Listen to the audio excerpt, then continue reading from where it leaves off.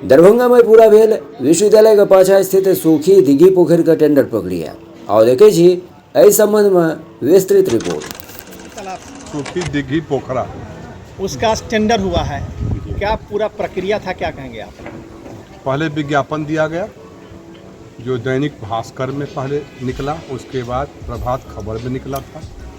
उसके आलोक में 22 लोगों ने टेंडर भरा था, जिसमें 20 प्रतिभागी उपस्थित हुए, 2 लोग अनुपस्थित हुए। उन 20 प्रतिभागियों में से सबसे ज़्यादा 41 लाख रुपया 3 वर्षों के लिए अपना आया है अमाउंट।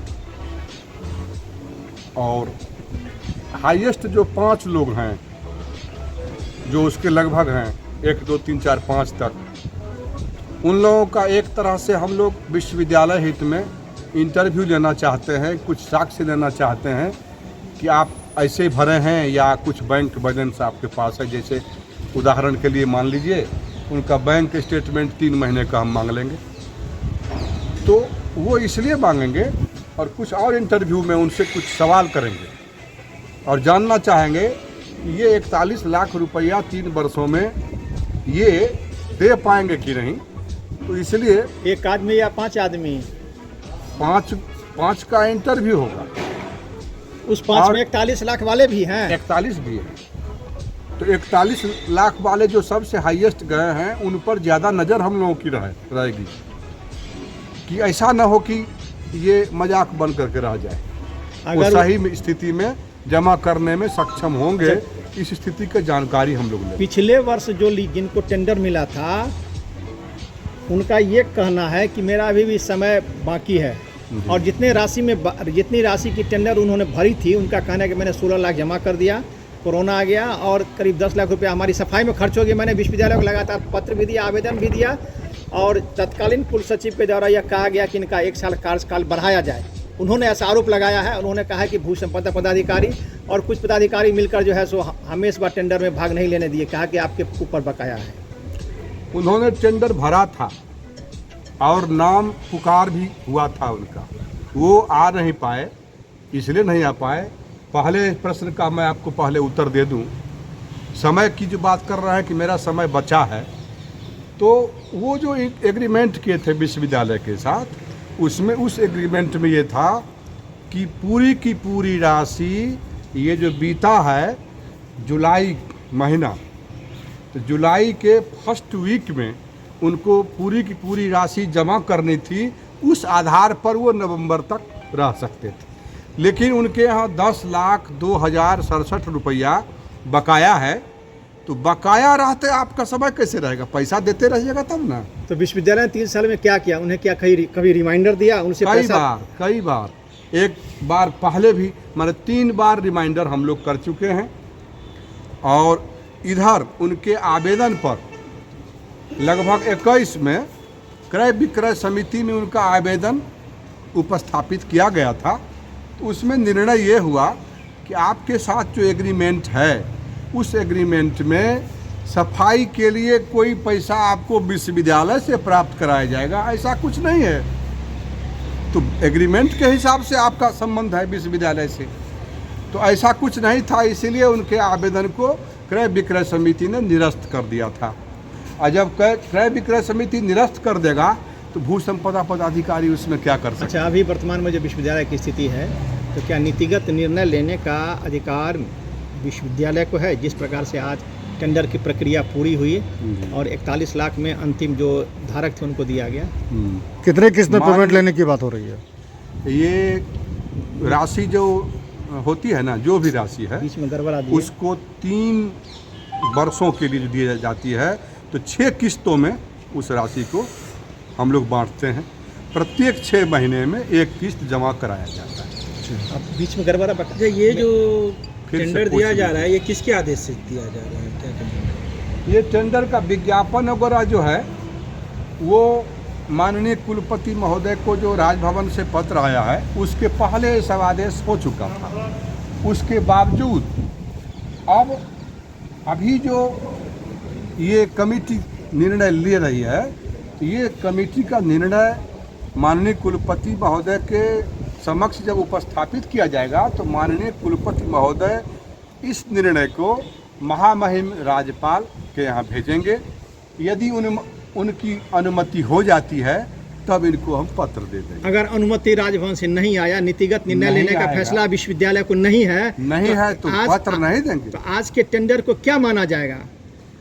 आज का टेंडर ये कुछ भी है तो माननीय कुलपति महोदय के द्वारा होता है, लेकिन अभी जो भी नीतिगत निर्णय के संबंध में पत्र आया है उसके लिए महामहिम को अनुमति के लिए भेजा जाएगा। अनुमति मिलने पर ही इनको हम पत्र देंगे। अगर मेरा कहना ये है कि अगर ना कहा जाए राजभवन के द्वारा कि ये नए कुलपति के द्वारा किया जाएगा तो आज के टेंडर को कैंसिल माना जाएगा? कैंसिल नहीं माना जाएगा, उसमें थोड़ा सा समय का हम उसको पत्र देंगे कि ऐसा ऐसा महामहिम का पत्र आया है, इसके अनुरूप आपको दिया जाएगा, उस दिन से दिया जाएगा। उस दिन तो अभी जो टेंडर जिनके पास अभी तालाब है क्या उन्हीं के पास रहेगा? उनके पास इसलिए नहीं रहेगा, उनको मैं पत्र दिया था और पत्र के अनुसार उनको कहा था कि 2 दिन में आप सहमति पत्र दे दीजिए।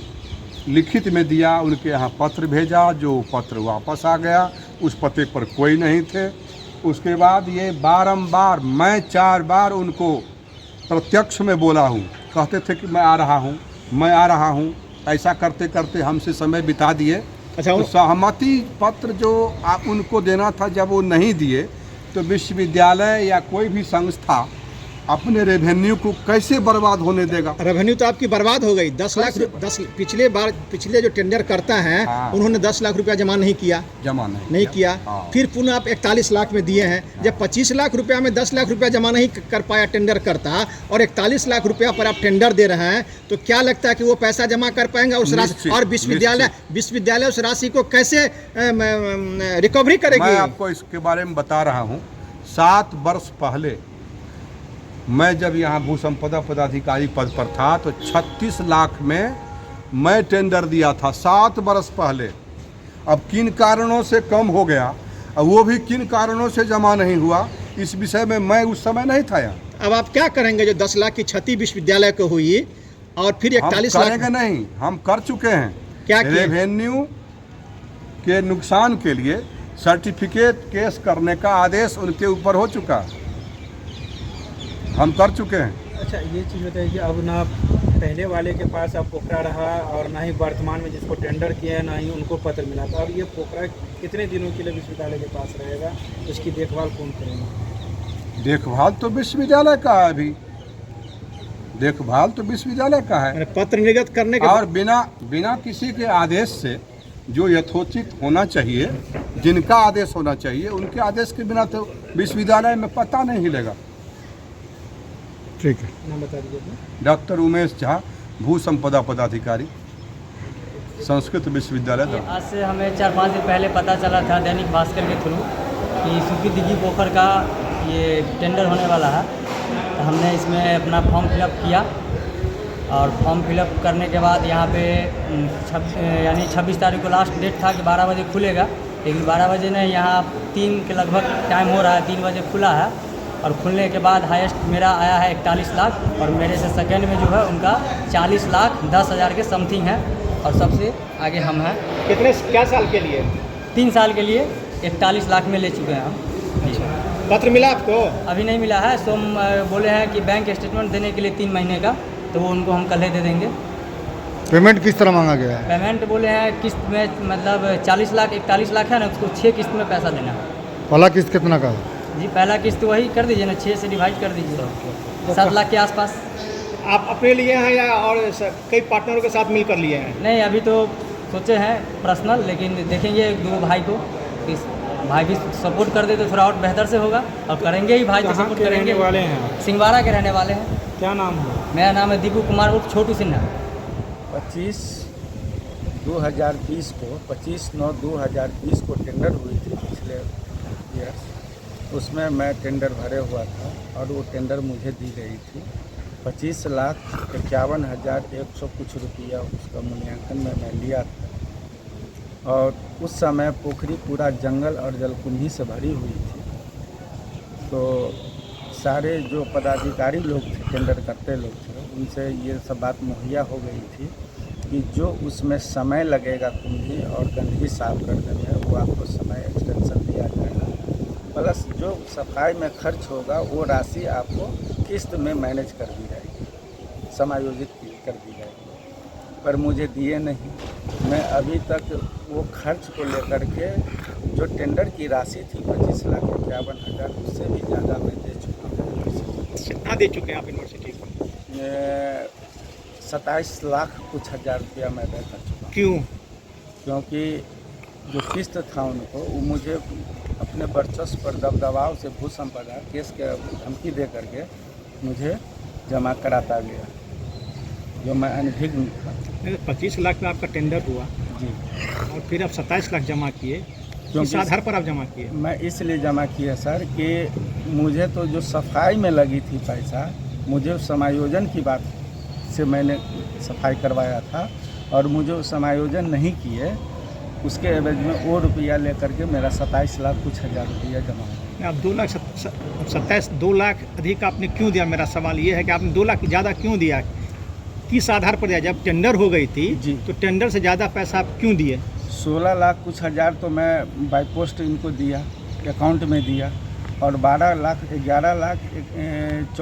12,000 कुछ रुपया जो मुझे सफाई में लगी थी वो मैं इंक्लूड करता हूँ तो 27 लाख के समथिंग आ जाता है। तो टेंडर जब आप 25 लाख में किए और 27 लाख कह रहे हैं कि मैंने विश्वविद्यालय को दिया, जी।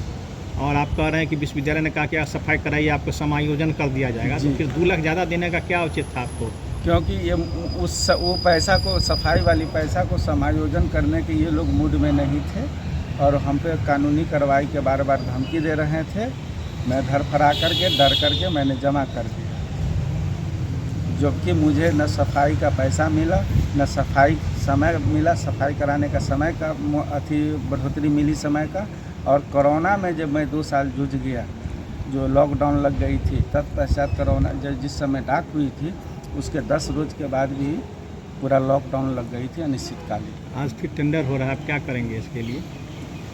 मैं VC साहब को, तब मैंने हाई कोर्ट का शरण लिया, हाई कोर्ट में मैं केस किया और उस केस के आलोक में केस नंबर देते हुए VC साहब और रजिस्ट्रार साहब को आवेदन भी प्रस्तुत किए और महामहिम को भी भेजे बाई पोस्ट, लेकिन मुझे आज तक किसी लेटर का कोई जवाब नहीं मिली। हाई कोर्ट से क्या आपको आदेश मिला कि उस टेंडर को रोका जाए, रोक लगाया जाए। तो अभी टेंडर हो रही है जी। टेंडर रोक नहीं लगा? जी। क्यों नहीं रोक लगा, क्या इसके पीछे कारण आप मानते हैं? VC साहब का कहना है, भू संपदा जी का कहना है कि नहीं, आप डिफॉल्टर हैं, आपका पैसा जमा नहीं है, इसलिए मैं टेंडर कराऊंगा, आपको निष्कासित किया जा रहा है। आप पैसा जमा किया, आपके पास कोई सबूत होगा ना? जी, मेरे पास सारा चालान है, बैंक चालान है और लेबर का जो मैं विवरणी रखे हुए हैं, जो लेबर में मैं कॉस्ट पे किया हूँ। तो आप क्या करेंगे आगे? मैं तो हाई कोर्ट के ही आदेश के अनुसार पर चलूँगा, क्योंकि VC साहब और भू संपदा यहाँ के दमन पदाधिकारी हैं। इससे विगत कुछ दिन पहले जो टेंडर हुई थी गार्ड का, उसमें भी ये लोग अपने ढंग से किए थे। कौन लोग? VC साहब और भू संपदा, यहाँ के दमन पदाधिकारी भू संपदा माने जाते हैं। कल कुलपति पदाधिकारी नहीं होते हैं, भू संपदा पदाधिकारी होते जी। हैं। आपको किस पर आप आरोप लगा रहे हैं? दोनों सर से जो भू संपदा कहेंगे कुलपति महोदय को, वही कुलपति महोदय करेंगे, और जो कुलपति महोदय भू संपदा को कहेंगे वही करेंगे। जबकि मुझे आज से 1.5 साल पूर्व, 1 साल पूर्व एक ऑर्डर मुझे मिली थी रजिस्ट्रार महोदय द्वारा। मैं नाम तो नहीं जानता हूं, लेकिन पिस्तौल वाला के नाम से प्रसिद्ध थे। उन्होंने भू संपदा अधिकारी को बारे में, भू संपदा पदाधिकारी से मेरे बारे में संज्ञान मांगे थे कि 7 दिन के अंदर में इनका जो पैसा जमा हुआ, जो इनका कॉज है, उसे प्रस्तुत किया जाए। तो उन्होंने मेरी फाइल को दबा दिया। किसने? भू संपदा पदाधिकारी ने। फिर मैंने दोबारा आवेदन दिया, तो उसमें स्पष्टीकरण करते हुए बोला कि इनमें कोरोना लेकर के और सफाई को लेकर के जो कर्मचारी लोग इनकी डाक किए थे जो भी पदाधिकारी लोग, उनसे बातचीत के दरमियान, तो उन्होंने उस आवेदन पर लिखे थे कि इससे प्रसिद्ध होता है कि जो टेंडर करता है वो अपने हिसाब से सही चल रहे हैं, उनको या तो 1.5 साल फ्री किया जाए या नहीं तो 1 ईयर फ्री कर करके और री टेंडर 3 ईयर्स का फिर उसी रेट में उनको दिया जाए। मतलब आज जो टेंडर हो रहा है उसके 1 साल के बाद? जी। तो वो आवेदन जब मैंने भू संपदा ऑफिस में खोज पाया तो वो भी आवेदन गायब है, क्योंकि रजिस्ट्रार साहब यहाँ से चले गए। अपना परिचय दे दीजिए। मेरा नाम हुआ सुशील नायक।